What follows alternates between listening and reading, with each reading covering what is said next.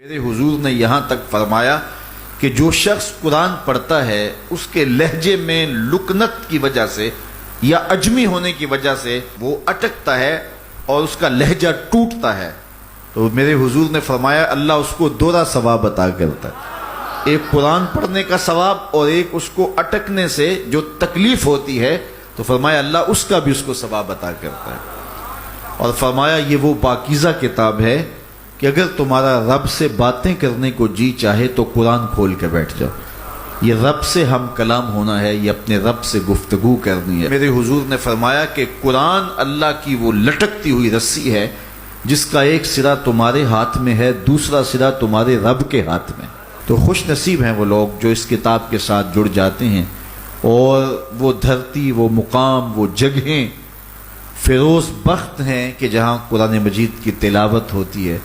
گھروں کو قبرستان نہ بناؤ، گھروں میں نوافل ادا کرو اور قرآن مجید کی تلاوت سے اپنے گھروں کو آباد کرو۔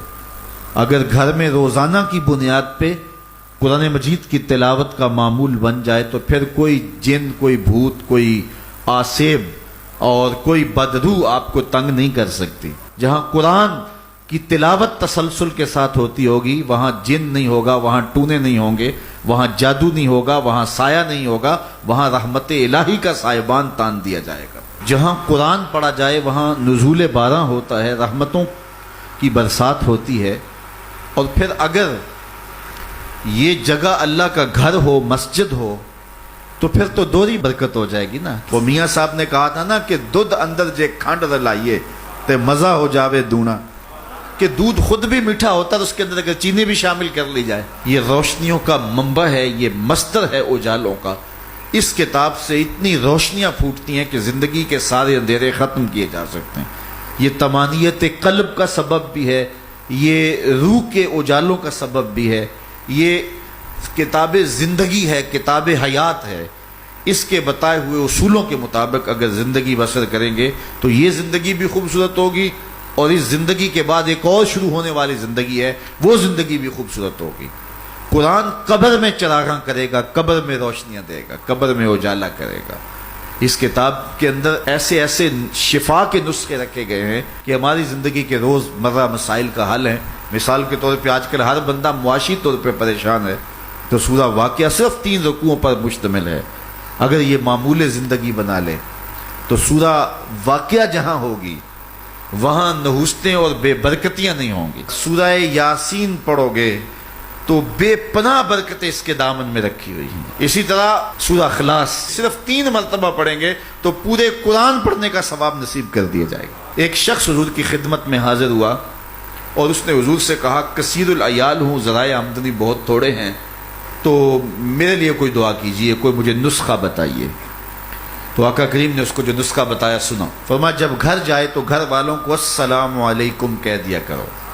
یہ کتنا سوکھا نسخہ ہے اور کتنا اچھا وظیفہ ہے، گھر والے بھی خوش، اللہ رسول بھی خوش۔ اس کے بعد ایک مرتبہ سورہ اخلاص پڑھ لیا کرو، غربت توڑ نسخہ۔ جب بھی گھر جاؤ السلام علیکم، اس کے بعد ایک مرتبہ سورہ اخلاص۔ اور میرے حضور نے فرمایا کبھی ایسا ہو کہ تو گھر جائے، گھر میں کوئی بھی موجود نہ ہو، تو فرمایا عمل چھوڑنا نہیں، فسلم علیہ، پھر مجھے سلام کہہ دینا۔ وہ اپنے نام لیواؤں کو تنہا چھوڑتے کب ہیں، جہاں ہم دم نہ ہو کوئی وہاں سرکار ہوتے۔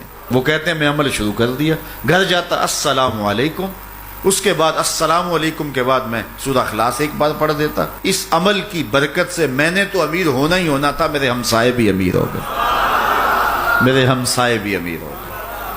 تو قرآن کو اپنی زندگی میں بسا لو، قرآن کو شامل کر لو، دنیا بھی سنورے گی، قبر بھی سنورے گی، نزا کا عالم بھی سنورے گا، حشر میں بھی اجالے ہوں گے، جنت کی بہاریں بھی نصیب ہوں گی، اور رسول اللہ کا ساتھ نصیب ہوگا۔ تو اس کتاب سے جڑو، اس کو ورق ورق پڑھو، اس کو حرف حرف پڑھو، اس کو رکوع رکوع پڑھو، اس کا ایک ایک آیت ممکن ہو تو ایک ایک آیت روز پڑھ لو، اور اس کو ترجمے اور تفسیر کے ساتھ، توضیح کے ساتھ، شان نزول کے ساتھ اس کتاب اللہ کی تلاوت کا معمول بناؤ۔